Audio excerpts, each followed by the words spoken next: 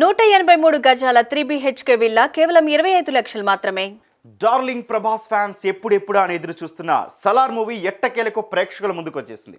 KGF 2 లాంటి block buster తర్వాత ప్రశాంత్ నీల్ దర్శకత్వం వహించిన చిత్రం కావడం, పాన్ ఇండియా స్టార్ ప్రభాస్ చాలా కాలం తర్వాత మళ్ళీ మాస్ లుక్లో కనిపించడంతో సలార్పై మొదటి నుంచే భారీ అంచనాలు ఏర్పడ్డాయి. అయితే ఇటీవల విడుదలైన 2 ట్రైలర్లు, పాటలు సినిమాపై మరింత హైప్ క్రియేట్ చేశాయి. ఈ సినిమా ఎప్పుడెప్పుడు రిలీజ్ అవుతుందని ప్రభాస్ ఫ్యాన్స్తో పాటు యావత్ సినీ ప్రపంచం ఆసక్తిగా ఎదురు చూసేలా చేసింది.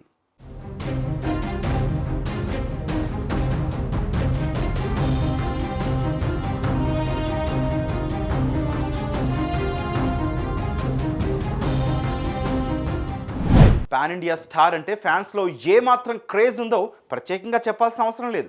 డార్లింగ్ సినిమా వచ్చిందంటే చాలు థియేటర్లలో అభిమానుల కోలాహలం నెలకొంటుంది.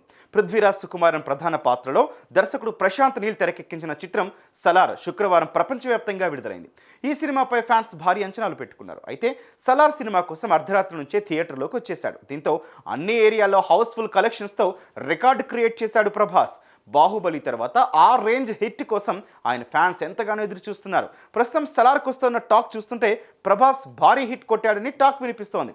విడుదలైన అన్ని ఏరియాల్లో సలార్కు పాజిటివ్ టాక్ వస్తోంది. దీంతో డార్లింగ్ ఫ్యాన్స్ ఫుల్ జోష్లో ఉన్నారు.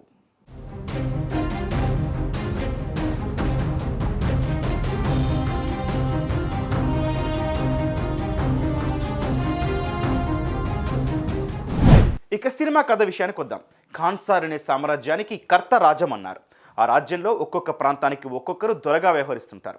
కర్త కుర్చీ కోసం కుతంత్రాలు మొదలవుతాయి. నేనుండగా నా కొడుకు వరద రాజమన్నారని దొరగా చూడాలనేది తన కోరికగా చెబుతాడు రాజమన్నారు. కొన్నాళ్ళు ఆయన తన సామ్రాజ్యాన్ని వదిలి తిరిగొచ్చేలోపు ఖాన్సార్ కథ మొత్తం మారిపోతుంది. కుర్చీ కుతంత్రాలు పతాక స్థాయికి చేరుకొని వరద రాజమన్నారిని అంతం చేయడం వరకు వెళ్తుంది. అందుకోసం మిగతా దొరలంతా తమ సొంత సైన్యాన్ని సిద్ధం చేసుకుంటారు. వరద తన సైన్యంగా చిన్ననాటి స్నేహితుడు దేవాని పిలుస్తాడు. ఆ ఒక్కడు అంతమంది సైన్యాన్ని ఎలా ఎదిరించాడు? తన ప్రాణ స్నేహితుడు వరద కోసం దేవా ఏం చేశాడు? అతనికి సలార్ అనే పేరు ఎలా వచ్చింది? 25 ఏళ్ల పాటు ఊళ్ళు మారుస్తూ తల్లితో కలిసి ఒడిశాలో ఓ మారుమూల పల్లెలో తలదాచుకోవాల్సిన పరిస్థితి ఎందుకు వచ్చింది? అసలు వీళ్ళ జీవితంలోకి ఆద్య ఎలా వచ్చింది అనే విషయాలు తెలియాలంటే మూవీ చూడాల్సిందే.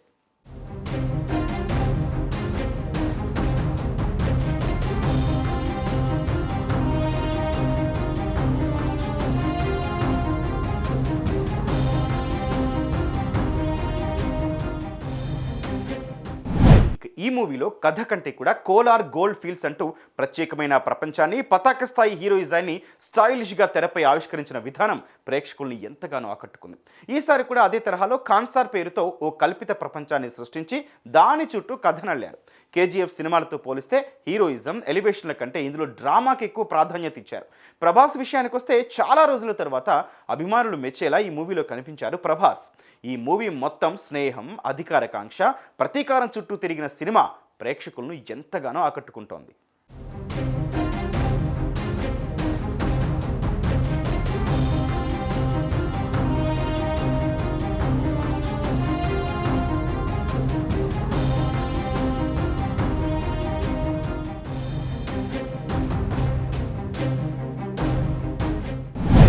చిన్ననాటి స్నేహాన్ని చూపిస్తూ కథని మొదలుపెట్టిన దర్శకుడు ఇదే కథని 1000 ఏళ్ల కిందట చరిత్రతో ముడిపెడుతూ మరింత ఆసక్తికరంగా చూపించాడు. ఫస్ట్ హాఫ్, సెకండ్ హాఫ్లోనూ చాలాసేపటి వరకు హీరోయిజం ఎక్కడా కనిపించదు. ఇక ఒక్కసారి చేతికి కత్తి అందాక వెనుతిరిగి చూడడు ప్రభాస్. ఒక్కసారిగా హీరోయిజం టాప్ గేర్లోకి వెళ్ళిన అనుభూతి కలుగుతుంది. కాటమ్మ తల్లికి బలిచ్చే సందర్భంగా వచ్చే పోరాట ఘట్టం ఈ మూవీకే హైలైట్ అని చెప్పొచ్చు. అయితే కుటుంబ పాత్రల మధ్య వరుసలు కొంచెం గజిబిజి అనిపిస్తాయి, కానీ అసలు కథ అక్కడే రక్తి కట్టిస్తుంది. అయితే ప్రభాస్ అసలు పాత్ర అక్కడ పరిచయం కావడంతో సలార్ 2 పై మరింత ఆసక్తిని రేకెత్తించింది.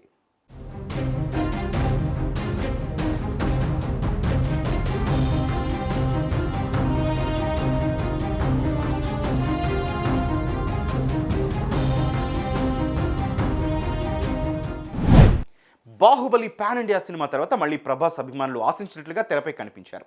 ఆయన తల్లిచాటు కొడుకుగా, మాట జవదాటన స్నేహితుడిగా అమాయకంగా కనిపించిన విధానం ప్రేక్షకులను ఎంతగానో ఆకట్టుకుంటుంది. ప్రభాస్ హీరోయిజం, ఆయన స్టైల్ ఆకట్టుకుంటుంది. బాగా డిజైన్ చేసిన ఆ సన్నివేశాల్ని అంతే అవలీలగా చేసేశారు ప్రభాస్. పృథ్వీరాజ్ సుకుమారన్, ప్రభాస్ స్నేహితులుగా ఇద్దరి మధ్య చాలా మంచి కెమిస్ట్రీ కనిపించింది. ఓ మామూలు కథని కల్పిత ప్రపంచం చుట్టూ అల్లి తన ప్రత్యేకతని ప్రదర్శించారు ప్రశాంత్ నీల్.